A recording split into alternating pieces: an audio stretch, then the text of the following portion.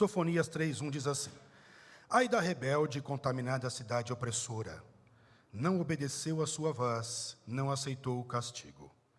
Não confiou no Senhor, nem se aproximou do seu Deus. Os seus príncipes são leões, rugidores no meio dela, e os seus juízes são lobos da tarde, que não deixam os ossos para amanhã. Os seus profetas são levianos, homens aleivosos. Os seus sacerdotes profanaram o santuário e fizeram violência à lei.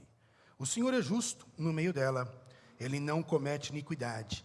Cada manhã traz o seu juízo à luz, nunca falta, mas o perverso não conhece a vergonha. Queridos, na terça-feira passada, mais especificamente no dia de ontem, Daniela e eu, nós estávamos conversando no período da manhã, e a Daniela e eu, graças a Deus, nós conversamos muito sobre diversos assuntos. Daniela não é só minha esposa, Daniela não é só minha companheira, ela é também a minha confidente, a minha pastora, aquela que me aconselha. Daniela é tudo isso, é esse pacote completo, e nós estávamos conversando sobre diversos assuntos.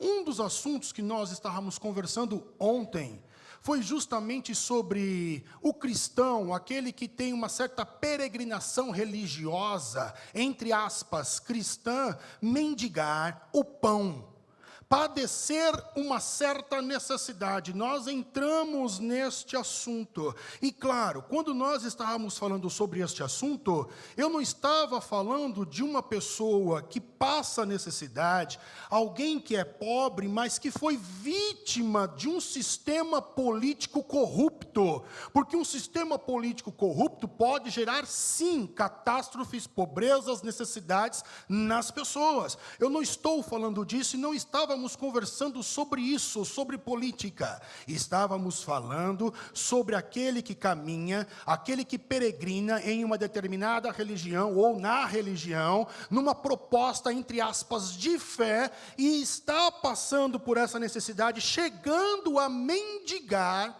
o pão. Era sobre isso que nós estávamos falando, porque quando nós falamos de fé, fé com Deus, há uma certa promessa sobre aquele que anda uma vida de fé, e a promessa está em Salmo 37, verso de número 25, que diz assim: fui moço e agora eu sou velho, mas nunca vi desamparado o justo, nem a sua semente a mendigar o pão. Então aqui eu fiz uma pausa e fiquei pensando, que tipo de fé é essa que tem o Salmo 37, 25 como sendo uma promessa? A promessa de não passar, não ficar desamparado, a promessa da sua prole não mendigar o pão. Que fé é essa? Então, eu comecei a pensar sobre alguns tipos de fé, e conversando com meu irmão Gabriel, eu estava falando com ele justamente hoje. Eu falei: Gabriel, existe momentos em que estou lavando louça, passando roupa, ou varrendo a casa, ou fazendo qualquer coisa,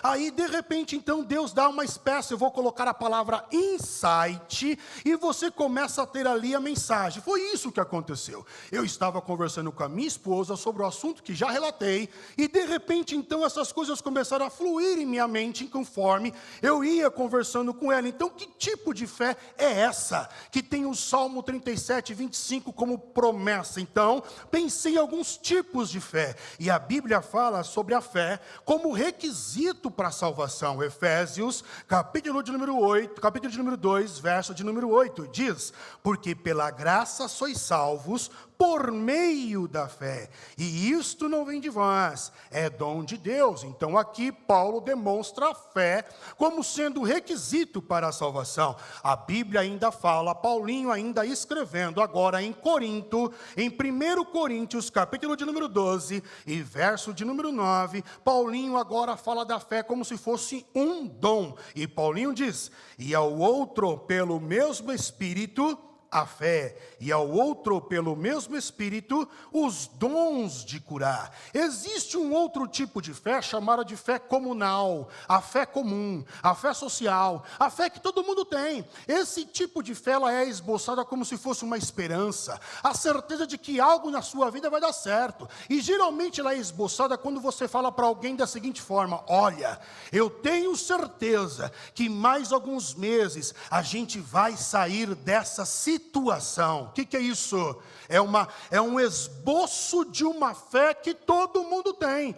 Eu tenho certeza que desse jeito que nós estamos fazendo agora, não tem como dar errado. O que é isso? É uma esperança, é uma certeza. E esse tipo de fé, essa fé comum, todo mundo tem. Entretanto, a fé que possui o Salmo 37, 25 como base, como promessa, acredito que é a fé relacional com Deus. E esta fé relacional é uma fusão da comunhão com o Espírito Santo, mais ouvir a palavra de Deus. Pois, quando Paulinho escreve em 2 Coríntios, capítulo 13, verso de número 13, Paulinho diz: a graça de nosso Senhor e Salvador Jesus Cristo, o amor de Deus e a comunhão com o Espírito Santo. Perceba, a essência da graça e a essência do amor remete ao passado. Nós vemos a graça e o amor de Deus todos os dias. Entretanto, a essência da graça, a essência do amor, é quando Deus, o Pai, demonstra o seu amor dando Cristo, o seu Filho. E a graça é quando esse Cristo, ele vem. Logo, a essência da graça ou a essência do amor remete ao passado. Entretanto, a comunhão, ela não tem como ser no passado. Eu não posso ter comunhão com a Daniela ontem. Eu não posso ter comunhão com os meus filhos amanhã, também não é futurístico. A comunhão só é possível no exato momento de agora. Se você não tem comunhão agora, você não consegue ter amanhã e nem conseguirá ter ontem. Não existe essa possibilidade. Logo, quando você tem comunhão com o Espírito Santo, você então passa a ter fé. E Paulo ainda diz em Romanos 10, 17, que além dessa comunhão, também ele diz que a fé, ela vem pelo ouvir, e ouvir a palavra de Deus. Então, como é que nasce uma fé relacional, que tem o Salmo 37, 25 como promessa? Essa fé relacional nasce da fusão, da comunhão com o Espírito Santo, mas dar atenção, dar ouvido, praticar a palavra do Senhor. Automaticamente, a fusão desses dois elementos, fé relacional, uma fé sólida, uma fé consistente, fé que não importa a circunstância que você esteja vivendo, você não é mais afetado por aquela circunstância, ao ponto de não duvidar de Deus, você continua confiando em Deus e continua seguindo a sua caminhada. É o que escreveu meu amigo Paulo em Filipenses, capítulo de número 4 e verso de número 11. Paulinho escreve assim: não digo isto como por necessidade, porque eu já aprendi a contentar-me com o que tenho. Sei estar abatido, passar necessidade, mas também sei em ter abundância. Em toda maneira, em todas as coisas eu estou instruído, tanto a ter fartura como a ter fome, tanto a ter abundância como a padecer necessidade. Por quê? Porque eu posso todas as coisas em Cristo que me fortalece. Ou seja, esse tipo de cristão, esse tipo de discípulo, essa andança, essa peregrinação desse tipo de crente, como Paulo, só é possível quando se há, quando se tem, quando se desfruta de uma fé relacional. E logo você passa a ter o Salmo 35, 25, 37, 25 como promessa, porque você tem uma relação com a palavra e com o Espírito Santo. Mas não para por aí. Eu fiquei pensando, a ciência diz que toda causa produz um efeito. Logo, qual é o efeito de uma fé relacional? Qual é o fim de uma fé relacional? Qual é o resultado, a consequência de uma fé relacional?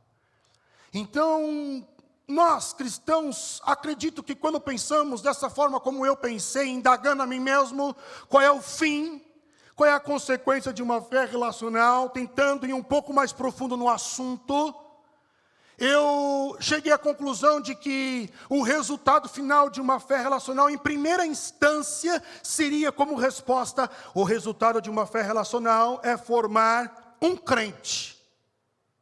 Acredito que é a primeira coisa que está atrelado. Quando você fala de fé, você fala de crente.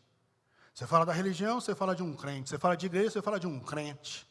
principalmente no contexto do Brasil, no cristianismo no Brasil. Então, qual é o resultado final de uma fé relacional? Em primeira instância, acredito que você e eu talvez responderíamos que é formar um crente. Mas acredito eu que essa resposta ela é um equívoco. A fé relacional, ela não forma um crente. Isso é um equívoco. A fé relacional forma um justo. Frase de Instagram. A fé relacional não forma um crente, a fé relacional forma um justo.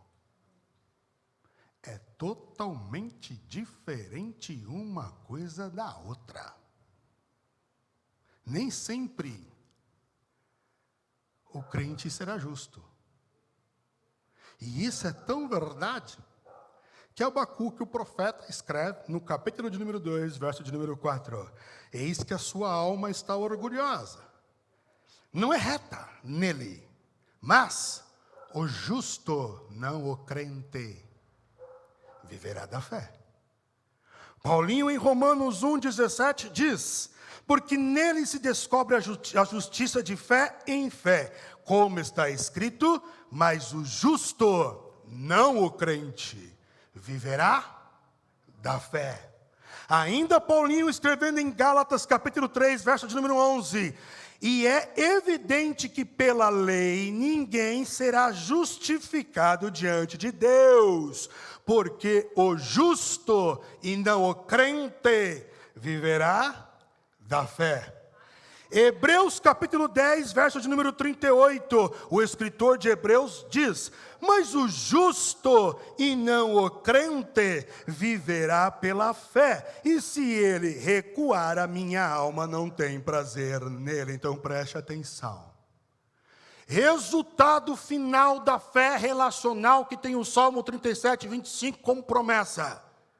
Não é formar um crente. Deus não quer que você seja um crente. Jesus não quer que você seja um crente.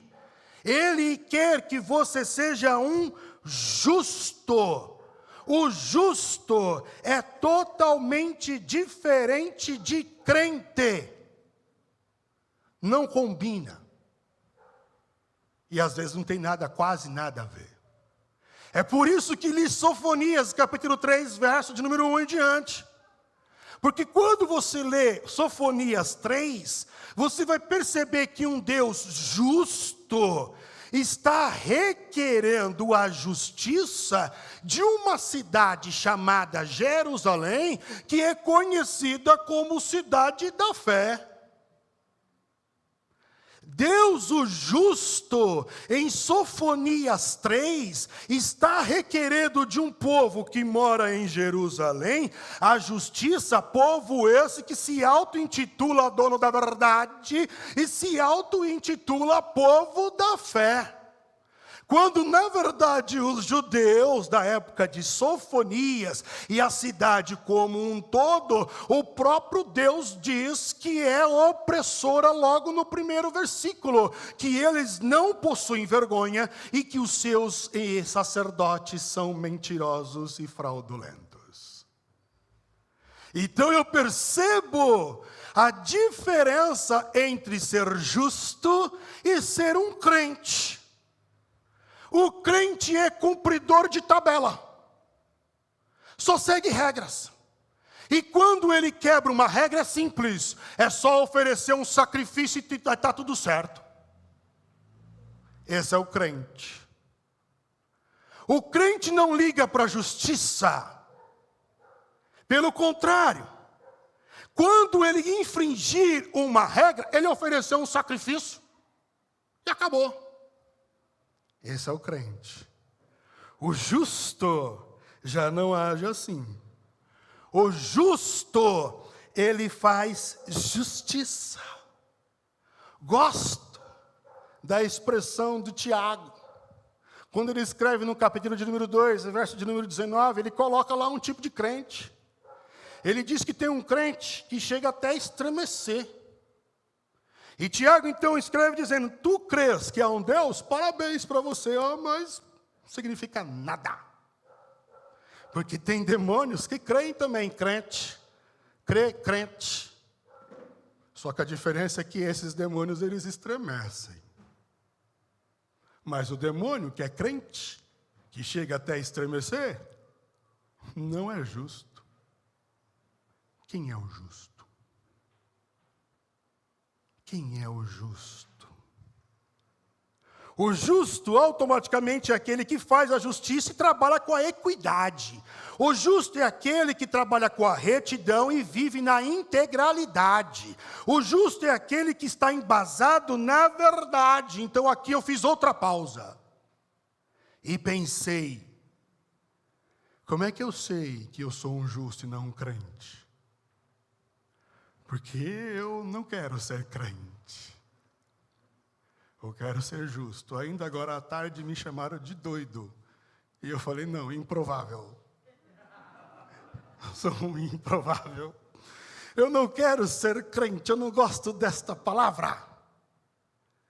Eu quero ser um justo, eu quero ser um discípulo de Jesus. Então, quais são as características de um justo? Quais? E a primeira grande característica de um justo que eu vejo é o que Jesus diz em João capítulo 5, verso de número 17. Jesus diz assim, ó, meu Pai trabalha até agora e eu trabalho também. E o que Deus é? Justo. Deus é o justo juiz. Abraão disse que ele era justo juiz. Ele é justo, logo, a justiça, o cara justo, ele trabalha, ele não vive ao vento, ao relento. Ele não fica esperando as coisas caírem do céu, ou não fica dependendo de parente para comer no dia seguinte. Ele trabalha. O trabalho não é fruto do pecado, irmão. Não é. Se tu acha que o trabalho é fruto do pecado, tu está errado, está lendo a Bíblia errado. Porque o pecado está no capítulo 3 de Gênesis. Capítulo 3 de Gênesis. E é no capítulo de número 2 que Deus diz para Adão para ele arar a terra, cuidar do jardim. Ele já era jardineiro, botânico, biólogo antes do pecado. Ele já era agricultor antes do pecado. O trabalho não é fruto de pecado. Se fosse assim, Deus então é o maior pecador, porque ele trabalha até agora. O justo trabalha. Trabalho é fruto da justiça. E eu gosto do meu amigo Paulinho, é por isso que eu tiro o chapéu para esse cara. Paulinho escreve em Tessalonicenses capítulo de número 4, verso de número 11, Paulinho escreve algo fenomenal. Olha o que Paulinho escreve, dá uma olhada, ó. Esforce-se para ter uma vida tranquila. Quem é que tem que se esforçar? Deus? Não. O pastor tem que orar por você? Não. O líder do departamento tem que orar por você? Menos. O teu pai tem que fazer uma caderneta de poupança para você, um CDB, um CDI, um tesouro direto, alguma coisa do tipo? Não. Paulinho está dizendo, esforce-se para ter uma vida tranquila. E aí Paulinho continua, cuidar dos seus próprios negócios. Não é teu pai, teu irmão, tua mãe, teu namorado que tem que cuidar das suas coisas, é você. Cuidar dos seus próprios negócios. Aí Paulinho continua. E trabalhar com as próprias mãos, como nós os instruímos a fim de que andem decentemente. Vamos trocar essa expressão. A fim de que andem de modo justo aos olhos dos que estão de fora e não dependam de ninguém. Vai achando, filho, que Deus vai descer do céu vestido de garçom e vai colocar uma coisinha para você. Não vai, tu vai morrer de fome e não adianta depois xingar Deus. Isso é falso evangelho. Não vai. Levanta cedo, dorme tarde, trabalha, estuda, porque Deus, Ele abençoa o esforço. Foi o que Ele falou para Josué, esforça-te que eu te ajudo. Fica no sofá não esperando a oferta da igreja, não. Vai achando que você vai viver da obra, que obra você vai viver? Se a igreja não está construindo nada, vai ver de que obra? Vai trabalhar, vai conquistar as suas coisas. E já que o trabalho é fruto desta fé relacional, da fusão com o Espírito Santo, com a sua palavra, logo o fruto do trabalho é comer. Então, se você não trabalha, disse Paulo em Tessalonicenses capítulo 3, verso 10, a segunda carta de Paulo em Tessalonicenses 3:10, Paulinho diz assim, porque quando ainda eu estava aí com vocês, vos mandamos isto, que se alguém não quer trabalhar, então também que não coma. Então, resultado, fruto de uma fé relacional, é justamente justo. A fé existe para te fazer um justo. Outra característica de um homem justo, ele não compactua com o erro. E quando eu falo de erro, irmão, você e eu não conseguimos conceber o erro de pessoas que estão no nosso relacionamento íntimo próximo. Quando falamos de erro e não compactuar com o erro, a gente sempre pensa no erro da pessoa que está lá no Japão, na Coreia, na África, em qualquer outro lugar, nunca na nossa família. Porque quando nós pensamos no erro da nossa família, estamos encharcados em afeto, emoções. Logo nós nos tornamos tendenciosos e complacentes com o erro da nossa família. Mas o justo não é assim. O justo não compactua com o erro do marido. O justo não compactua com o erro da mulher. O justo não compactua com o erro do filho, só porque é filho, tem que colocar ele numa incubadora e ninguém pode tocar nele. Mas quando falaram com teu filho, falaram como? Falaram com amor. Falaram pensando no futuro do teu filho. Logo, se falaram com amor, se falaram pensando no futuro do teu filho, você concorda comigo que essa pessoa é tão amiga e tão próxima do teu filho e ama tão quanto você e está lutando pela mesma causa do teu filho que você?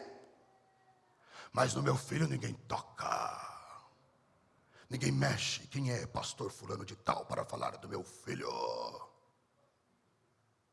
O justo, ele não compactua com o erro de marido, de mulher e de filho. O justo, ele é imparcial. E por imparcialidade entendemos aquilo que não privilegia nenhuma parte. Este é o imparcial. E Deus é imparcial. A Bíblia diz em Jó, capítulo de número 34, verso de número 19: quanto menos aquele que não faz acepção de pessoas dos príncipes. Ou seja, Deus não faz acepção de pessoas do fulano e do príncipe. Nem estima o rico mais do que o pobre, porque todos são obras das suas mãos. Deus, ele é imparcial. E por que Deus é imparcial?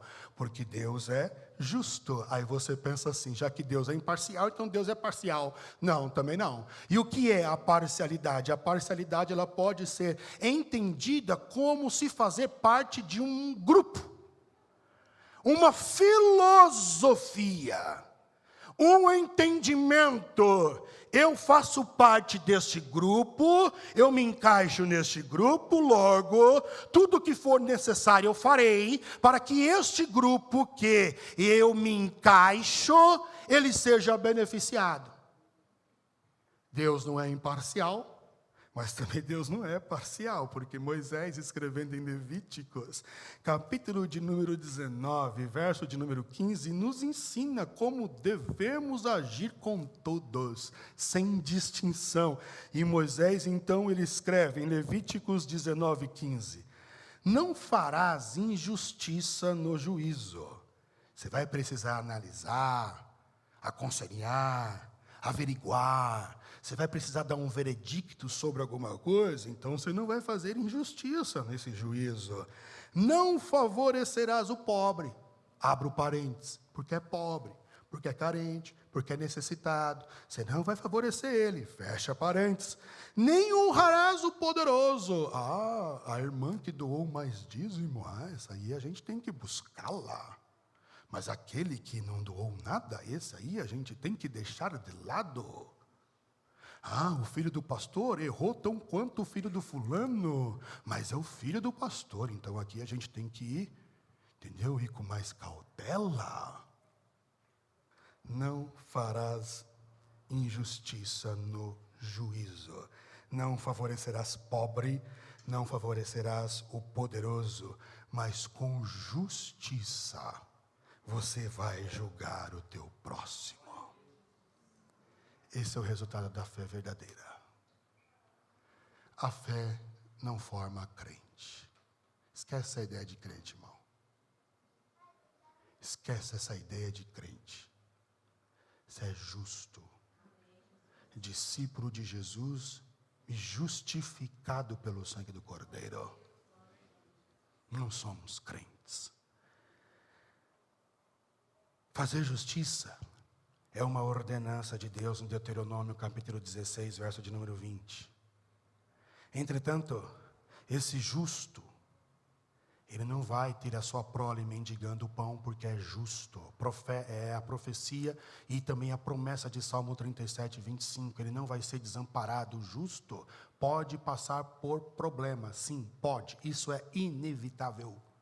Mas não ficará desamparado. Logo, se está desamparado e está mendigando o pão, então é hora de rever o conceito de crente e de justo. Porque está alguma coisa errada.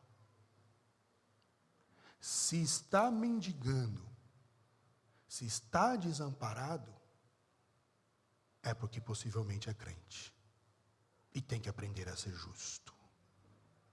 Ainda aqueles que são justos, o salmista do Salmo 92, 12, diz que ele vai florescer e vai crescer. Perceba, quem é justo não fica estagnado, não fica linear, não fica parado, ele cresce, ele evolui, ele avança, ele segue, não fica parado. Tem gente, irmão, que está dentro da igreja há 50 anos, e os 50 anos do mesmo jeito, não cresceu, não evoluiu em nada.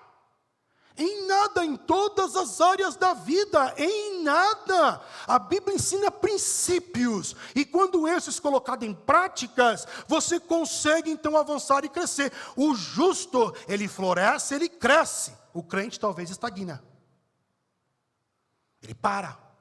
E possa ser que o crente ainda entre para o processo de regressão, ainda o que sabia deixou de saber. Mas o justo floresce e cresce. No Salmo 34, 15, o justo é ouvido por Deus. O justo Deus ouve. Então eu te convido a abandonar o crente da tua personalidade e a aceitar o justo como resultado de uma fé relacional. Eu oro por isso. E finalizo citando Provérbios 21, 3. Salomão também é meu parceiro, meu amigo, eu passo muito tempo lendo Salomão. Salomão, em Provérbios 21, 3, escreve: fazer justiça e juízo é mais aceitável ao Senhor do que sacrifício. Mas o que as igrejas fazem? Campanha disso, campanha daquilo outro, roda ali, roda cá, oferta aqui, unção de não sei do que, ungido não sei do que.